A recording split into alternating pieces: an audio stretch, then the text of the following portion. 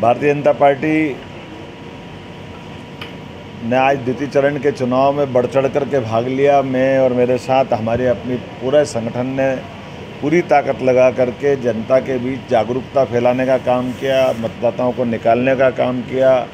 और मतदाताओं ने निकल करके जिस ढंग से भाजपा के प्रति उत्साह दिखाई दिया, वो हमारे लिए ऊर्जा का बड़ा एक तरह से केंद्र रहा और हमारी ताकत रही। मैं सबको बधाई देना चाहूँगा। और जैसे आज 6 अलग अलग प्रकार से हमारी लोकसभाएं थी, क्रमशः रीवा, सतना, दमोह, टीकमगढ़, खजुराहो, सभी के रिजल्ट, होशंगाबाद, सब उत्साहवर्धक है, एक से बढ़कर एक। और मैं उम्मीद कर रहा हूँ कि जिस ढंग से वोटिंग परसेंटेज का हम कार्यकर्ताओं ने आकलन लगाया है, वो बहुत अच्छी स्थिति में भाजपा जीतने वाली है। और एक तरह से ये 12 सीटें अभी तक हुई और 12 सीटों का रुझान जो भाजपा के पक्ष में गया है, ये हमारा उत्साह बढ़ाने वाला है और एक तरह से नए रिकॉर्ड बनाने वाला है। एक और घटना आज आप सबने देखा होगा कि सुप्रीम कोर्ट ने बड़ा निर्णय किया, ये ईवीएम के माध्यम से होने वाले निर्वाचन को लेकर के, और सर्वानुमति से फैसला दिया है। ये विपक्ष पे करारा तमाचा है। जिस ढंग से विपक्ष बात करता था, वो सारी चीज़ों के लिए हमने सबने देखा है कि जिस ढंग का दौर रहा है कि विपक्ष अपनी हार का ठिकरा कभी चुनाव आयोग पे डालता है, कभी किसी पे डालता है। ये दुनिया के सबसे बड़े लोकतंत्र का मजाक बनाने का तरीका था। मुझे इस बात का संतोष है कि हमने पहले दिन भी कहा था, आज भी कहा था कि न्यायपालिका और निर्वाचन आयोग भारत के ये इस प्रकार से जिनसे दुनिया सबक लेती है, दुनिया में इनको बहुत सम्मान की निगाह से देखा जाता है। लेकिन विपक्ष निराशा, हताशा में बार बार हमारे अपने ऐसे मजबूत स्तंभों पर प्रश्न खड़ा करता है।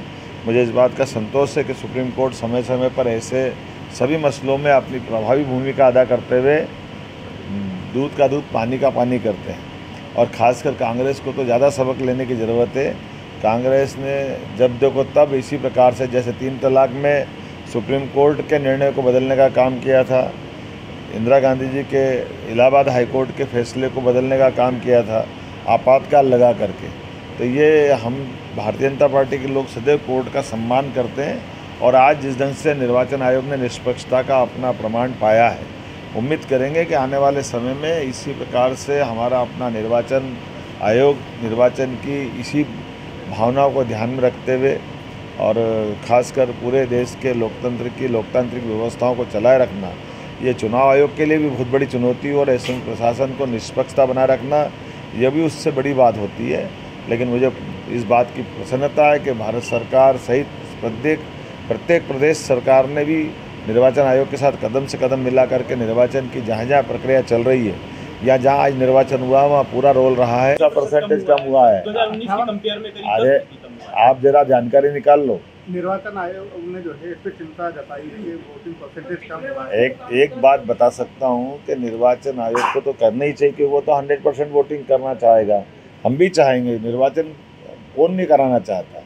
लेकिन हम ये भी जानते हैं कि शादी ब्याह के माहौल में आज बारिश कई जगह हुई है, ऐसे कई प्रकार के फसल कटाई का मौसम भी चल रहा है, लेकिन उसके बावजूद भी निर्वाचन हुआ। हम उम्मीद करेंगे और आगे होना चाहिए, बढ़ना चाहिए। लेकिन आज जो हुआ है उसकी भी बधाई तो देना पड़ेगी ना। पिछली तुलना में जो हम 6 सीट पे लाए थे उसकी तुलना में हम काफ़ी अच्छे हैं। बाकी राज्यों की तुलना में तो संतोषजनक है। बाकी राज्यों की तुलना में मध्य प्रदेश में बहुत अच्छा हुआ। उम्मीद करेंगे 100% हो, क्या बुरा है। अभी तो हमको क्या परेशानी, आगे कोशिश करें। बहुत ज़्यादा नहीं है, 58%। किसका? मध्य प्रदेश में नहीं, बहुत अच्छा हुआ है। और इससे ज़्यादा अच्छा ये हुआ कि जो परसेंटेज हुआ उसमें भाजपा का 20% से ज़्यादा अंदाज लग रहा है कि कांग्रेस को 20% से ज़्यादा पीछे छोड़ रहा हूँ।